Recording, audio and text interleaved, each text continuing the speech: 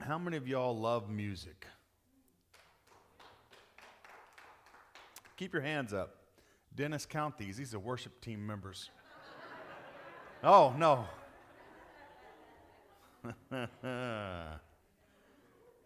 Man, growing up, some of you are going to get this. Some of you will have no idea. There's only a few probably that has no idea what I'm talking about. But growing up, I had a Walkman. Does anybody remember a Walkman? A Walkman, and I would record songs off the radio. Just you'd wait to hear that song, hit record, and I'd have my own little mixtape or whatever. And man, I would take my Walkman everywhere, had my little headphones on, and listening to music all the time. How about this one? Y'all remember, I don't know what they called them in Ohio, but I know what they called them where I was at in Missouri, a boombox. Yeah? And every teenager had to have them a boombox. And if you don't know what a let me see if your hand, did anybody not know what a boombox is? Hey, you all know. You guys, kids, what's a boombox? It's a radio. Okay. There you go. He's seen some throwbacks, photos, holding that stereo up. Or every car that I had, it seemed like was broken radio, and I had to fix one up, and it ended up being some junky JVC Walmart car stereo with a 6x9 and a console that I would rig up or something. But I had to have music in the car, you know. You with me? And now it's all on this thing, isn't it? You don't need all the other. You got all this music on your phone. It's pretty awesome. Could you imagine what life would be like if we weren't able to record any of that? I mean, live music is great, but getting a whole band to ride around in the back of my station wagon when I was 16 would have been kind of difficult, right? Yeah, I had a station wagon, 2 of them actually. Grocery getter.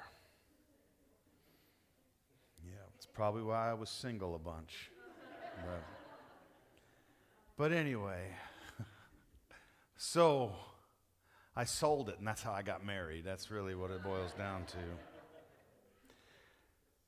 But there were attempts to record audio, and they they were able to record some, but it was Thomas Edison who recorded it first, and it was played back. An audio version was played back. And the very first thing that we know that was recorded and played back was his test, and what he said was, Mary had a little lamb, its fleece was white as snow. And that's the very beginning of the audio recordings that we all enjoy because it opened up the doors to music and all kinds of things. But the very first thing was Mary had a little lamb and whose fleece was white as snow. And I know that song wasn't about Jesus when it was written, but it sure fits, doesn't it? The very first voice recording that was played back is really a great sermon in itself. It's a great gospel message. And really, it's this sound of victory. Mary had Jesus. Jesus was the spotless lamb. The lamb needed to be spotless for the sacrifice to be accepted. And we already talked about this morning, and Benny went through Psalm 103. It says, forget not all of his benefits, right? Mary's little lamb. Forget not these benefits of the sacrifice that was made. And the thing is, at the cross, Satan thought that he could win. He thought that he could beat Jesus. He thought that he could beat God and kill Jesus and everything would be okay. But see, the things of God are revealed through the Spirit, right? And you can find that in Scripture. You know, the things of God aren't discerned through the flesh. They're discerned through the Spirit. Without the Spirit, you don't have revelation of the things of God. 1 Corinthians 2, 7 and 8, it says this, "But we impart a secret hidden wisdom of God, which God decreed before the ages for our glory. None of the rulers of the age understood this, for if they had, they would have not crucified the Lord of glory." You know what that tells me? Satan thought he could win, and he thought he could kill the Christ, and everything would be okay. He had no idea that what he thought was his victory was actually his defeat. Jesus hanging on the cross, Satan laughing, thinking that he had won, but then came the sound of victory. And this is what it sounded like. It is finished. That sealed the deal. He let out a noise, Jesus did, and he's declared that it is finished. And it's that moment that he died, and at that moment that the veil was ripped from top to bottom. And at that moment the earth shook, rocks split, dead bodies raised to life at that moment. That moment that Satan thought he had won, that noise that Jesus made, that sound, "It is finished," that's the sound that brought terror to the enemy. It terrified Satan. Why? Because that was the sound that cancels sin's legal claims. It removed the hooks out of us that Satan had over us. Hebrews 2:14 says, "Through death he might destroy the one who the power of death," that is the devil. Jesus, through his death, when he said it is finished, he destroyed the power of death that is held over us. The veil was ripped open from top to bottom, showing us that it wasn't a man that grabbed a hold of this thing. We couldn't rip it anyway, it was so thick. From top to bottom, what the enemy thought was he was winning, Jesus said it is finished, and the sound of victory came forth, and the sound of the veil ripping open, which meant this: no longer did they require a man to go into the presence of God on man's behalf. It was opened up for everyone. Hallelujah.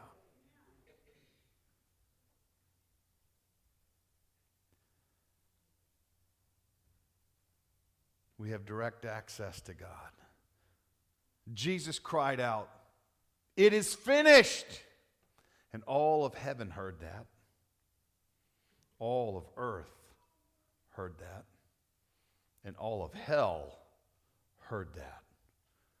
It's the sound of victory.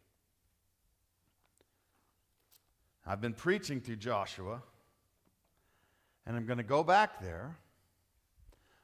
And we're in chapter 5, but as I was preparing and looking at this chapter, and there's a lot that we'll get into, I couldn't make it past just the first verse. So that's all we're going to go through today.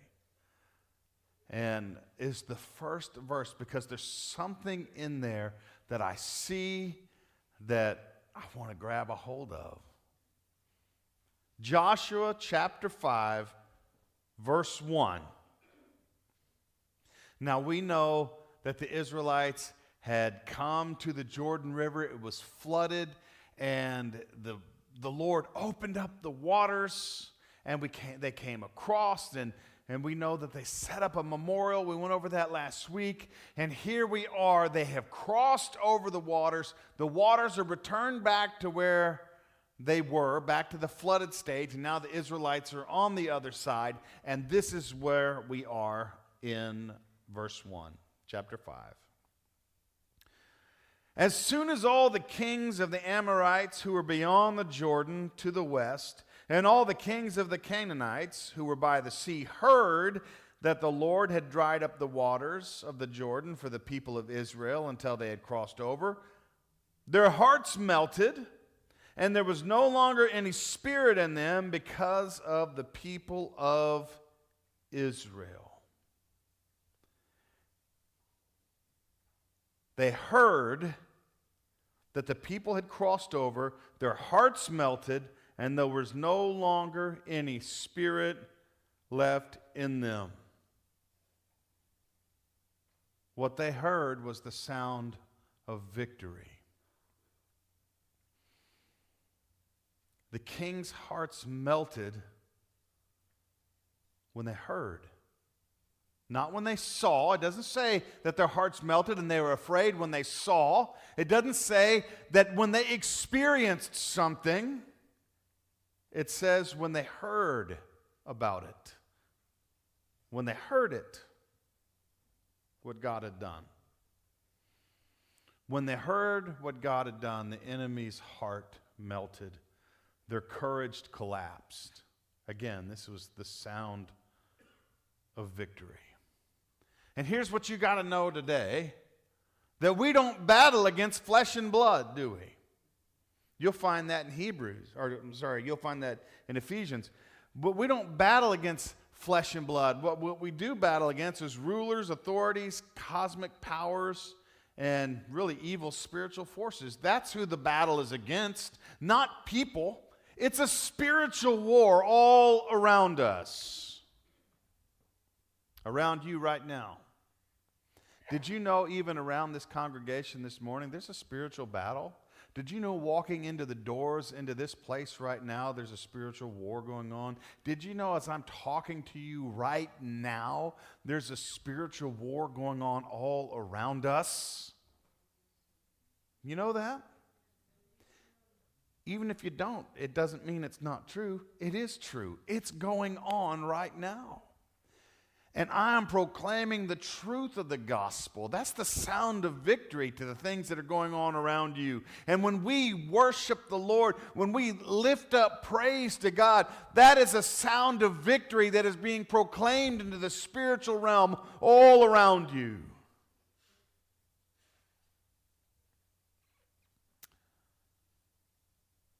I want to look at Revelation chapter 12, 2 verses there. I'll get back to Joshua.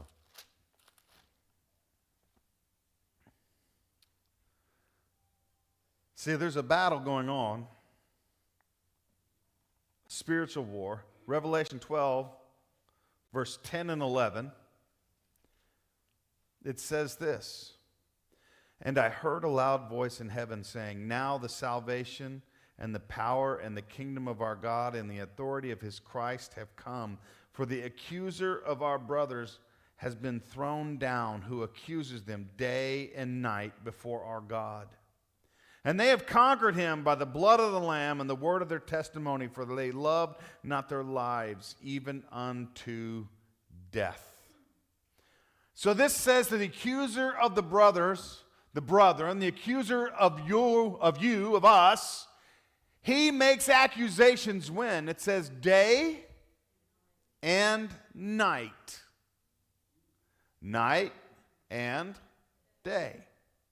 When do you get to escape the accusations of the enemy? He doesn't take a break.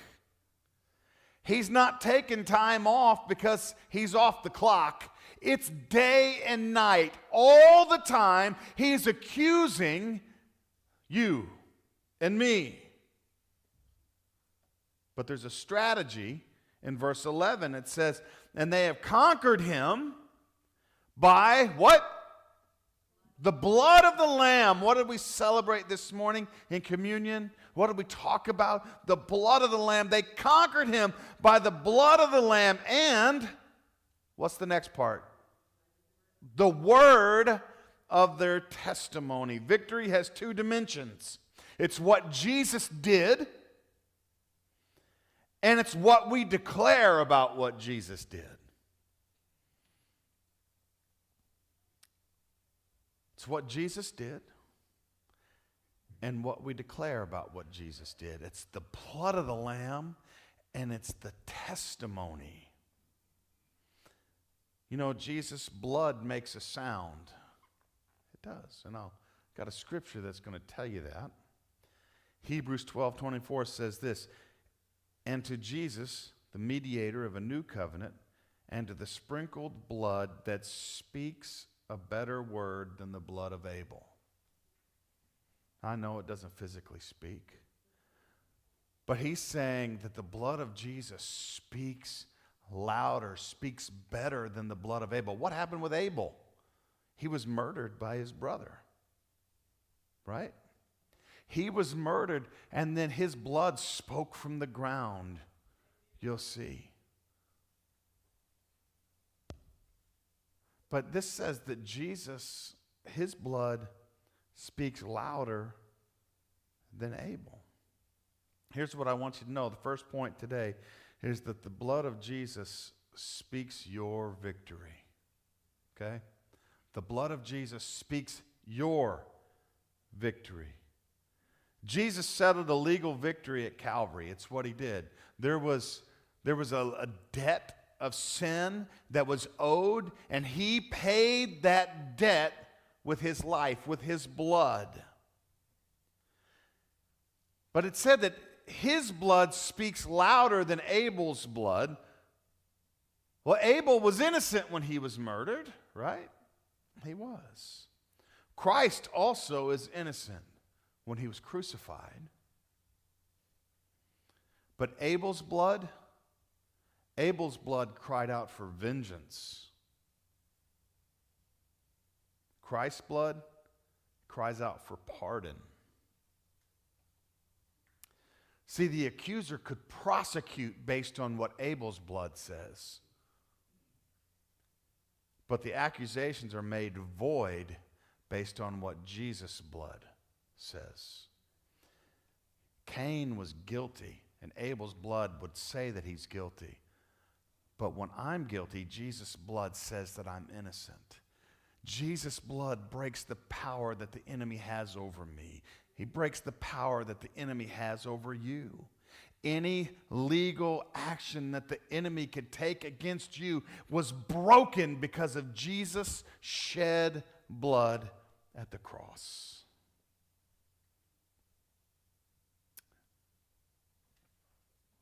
I'm going to go back to Joshua again. As soon as the kings of the Amorites who were beyond the Jordan to the west, and the kings of the Canaanites who were by sea, as soon as they heard that the Lord had dried up the waters of the Jordan for the people of Israel until they had crossed over, their hearts melted, and there was no longer any spirit in them because of the people of Israel. See, the sound of Jesus' blood is like the sound of what these kings heard, and it has the same effect. It causes the enemy's heart to melt. It causes the enemy to fear.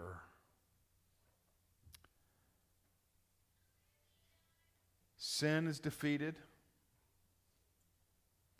Death is conquered. All authority is stripped away from the enemy. Doesn't that sound good? Do you need that? Do you need authority over the enemy? Who needs authority over the enemy? Yeah? You do?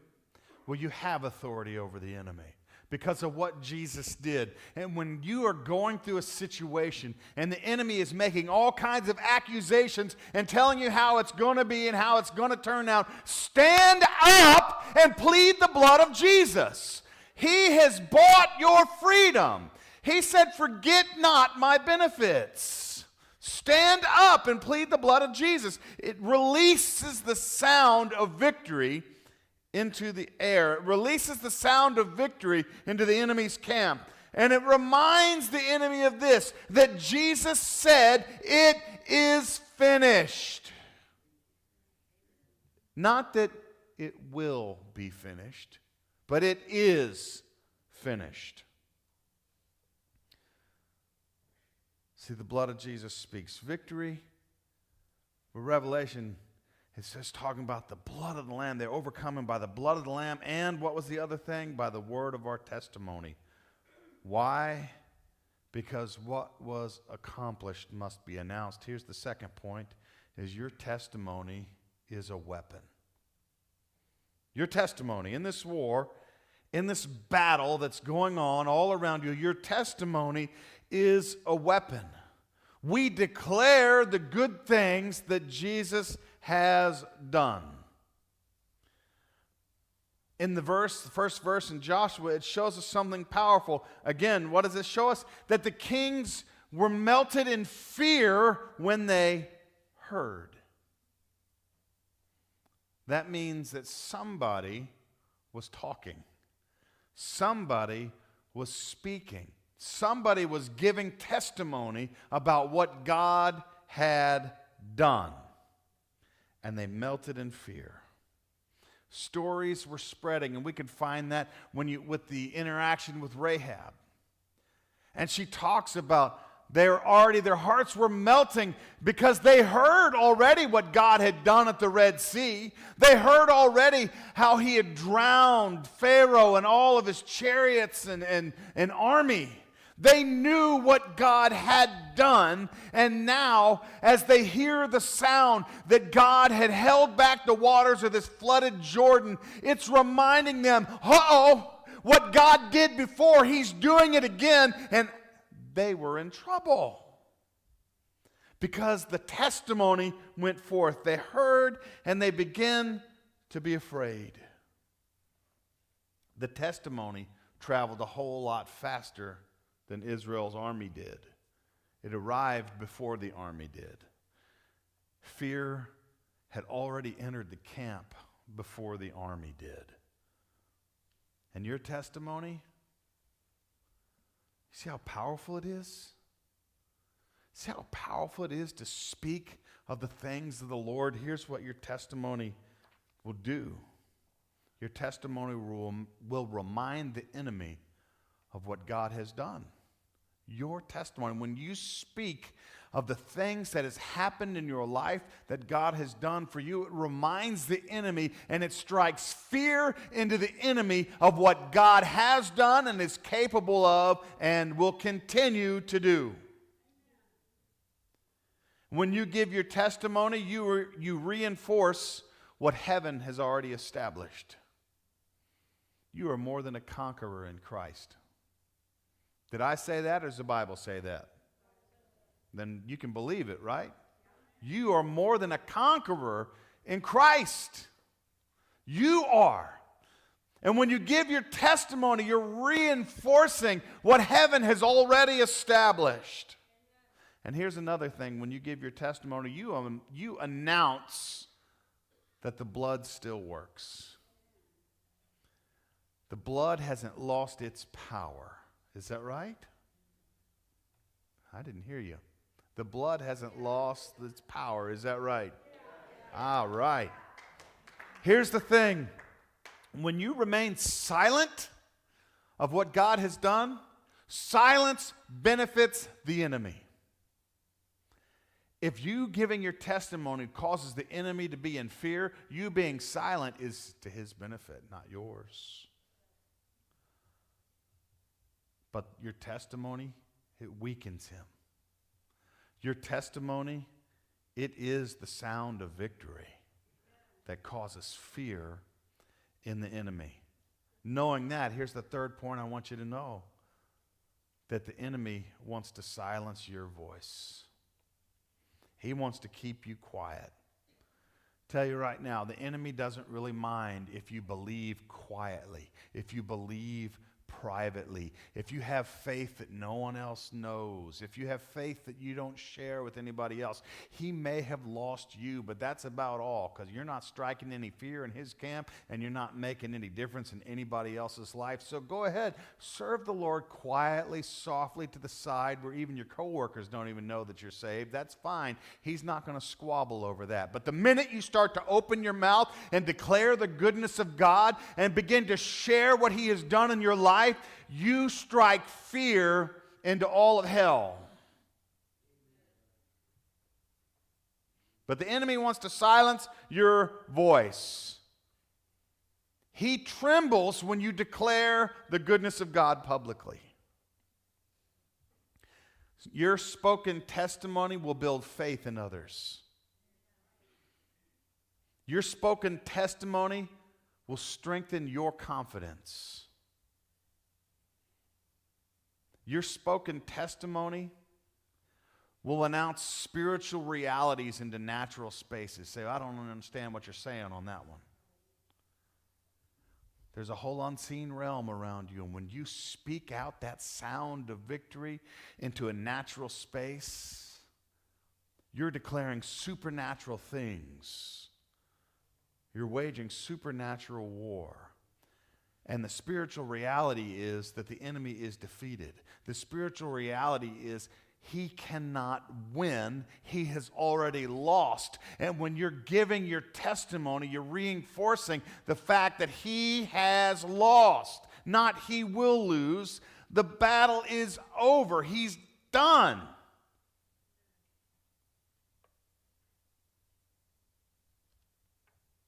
When you say things like, God brought me through. Have you ever been through something? You ever been through something? You say, man, God brought me through it. We need to declare those things. What God has brought you through. Because it strikes fear in the enemy. Or what about this? God has healed me. Has he healed you of something? We need to speak that. God has provided for me. We need to speak that out. God has restored something in me, something in my marriage, something in a relationship. God has brought restoration. How come we can announce so many prayer requests and so few testimonies? When we're going through a tough time, we don't mind having everybody. We'll put it on a prayer chain. Let everybody pray. But how often does our testimony go out on a prayer chain? We need to remember, we need to announce what the Lord has done. And the thing is, you're not bragging when you announce those things. You're broadcasting heaven's track record is what you're doing. Every testimony, again, is a reminder to the enemy, you lost and you're still losing. The kings heard that the Jordan had dried up, and they melted in fear, thinking, oh no, God's at it again. Their God is at it again, and we are going to lose. 1 Peter 5:8 says, be sober-minded, be watchful. Your adversary, the devil, prowls around like a roaring lion, seeking someone to devour. Have you heard that verse before? What I think is interesting, it doesn't say that the devil is a roaring lion. It doesn't say that at all. It says he prowls around like a roaring lion. I could blow up a big balloon and I could hold it up here in a flashlight and it could cast a very large shadow. But that big balloon is just full of hot air, isn't it? We get scared over a big shadow sometimes that the enemy projects. He's got no authority over you. He's got no authority over me. The devil wants to intimidate you. He wants to keep you quiet. He wants to make a lot of noise in front of you to cause fear, to keep you quiet. It's a distraction to get your eyes off of Jesus, to look to the storm instead of the one who calms the storm, to get you to not think about the benefits of the cross. He doesn't want you to think about that you are a child of God. He wants to make noise and get you rattled. He doesn't want you to think about how you're washed in the blood and that buys you authority in heaven and on earth. He wants you to be beside yourself and frantic. He doesn't want you to realize that the Lord has given you authority to tread on serpents and scorpions and over all the power of the enemy. And doesn't want you to realize that nothing can hurt you, nor does he want you to know that any weapon formed against you shall not prosper. All he wants to do is make noise and keep you silent.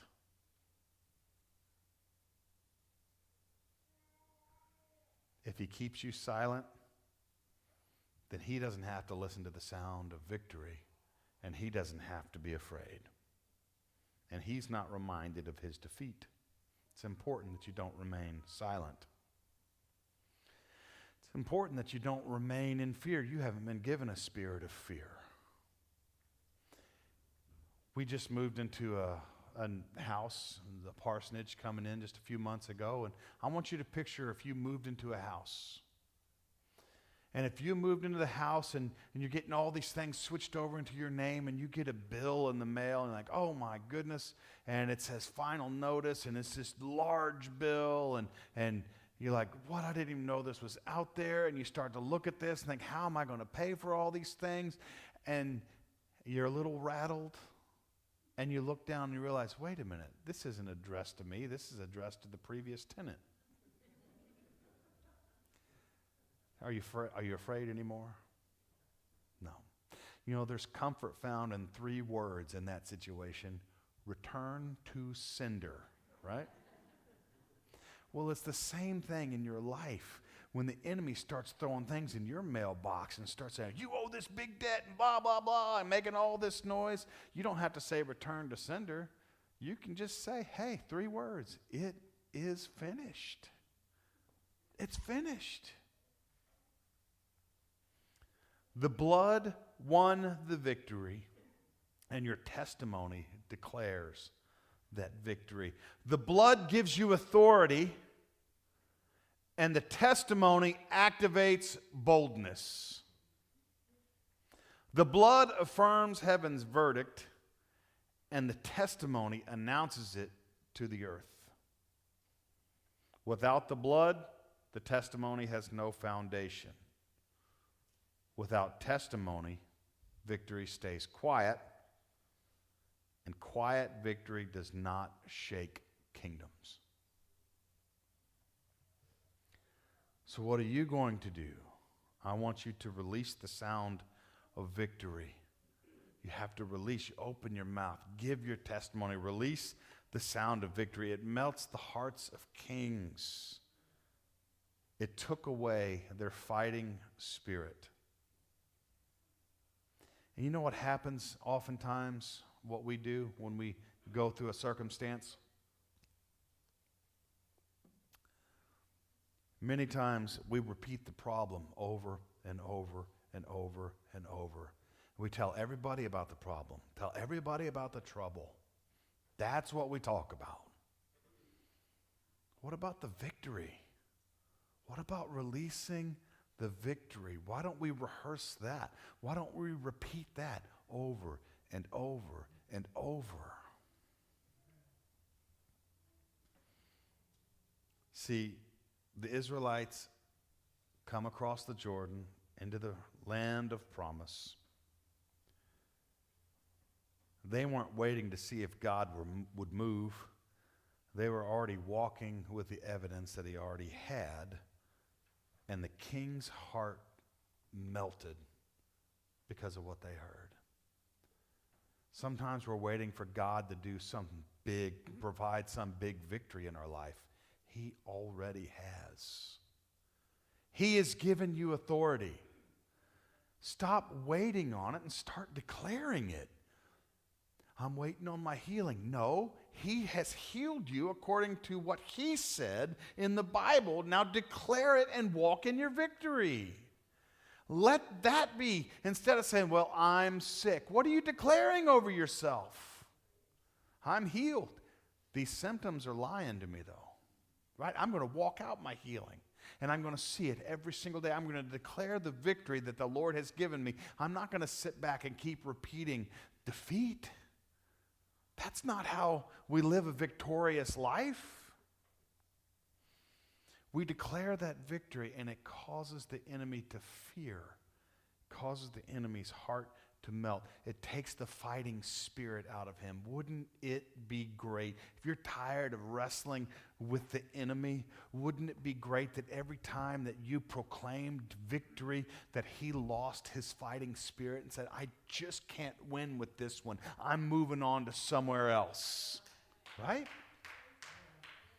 That is reality. That is what we can release in the Spirit. Death and life is in the power of the tongue. So what might melt in your situation if you open your mouth? If you begin to declare? What battles need to lose their fighting spirit that you're up against? I want to end today a little different. And here's how I want to do it. I want us to declare some things together, right? So what I'm going to do is I'm going to ask everyone to stand. And I want you to know that this is going to be the sound of victory in your life. And we're going to practice this together. As you're standing, I'm going to look at the first slide. And here's one thing that we're going to declare together is the blood of Jesus speaks my victory. Can we say this together? Say it with me. The blood of Jesus speaks my victory. One more time. The blood of Jesus speaks my victory. The second thing, my testimony is a weapon. One more time.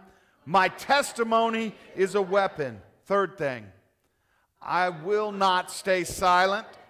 I will not stay silent. Next. The enemy is reminded of his defeat when I speak. The enemy is reminded of his defeat when I speak. And the last thing, I overcome by the blood of the Lamb and the word of my testimony. Say that one again. I overcome by the blood of the Lamb and the word of my testimony. Listen, while you're still standing, we're almost done. Joshua 5:1 shows us that before the battle began, the enemy's courage was already gone. Because someone told the story, because they heard it. Someone told the story. Before the battle began, their courage was gone because someone told the story. So here's what we have to do. Tell the story. When we walk out of here, tell the story. Open our mouths, declare what he's done, declare what he's doing, declare what he has promised. Do you think that you can do that? I know that you can.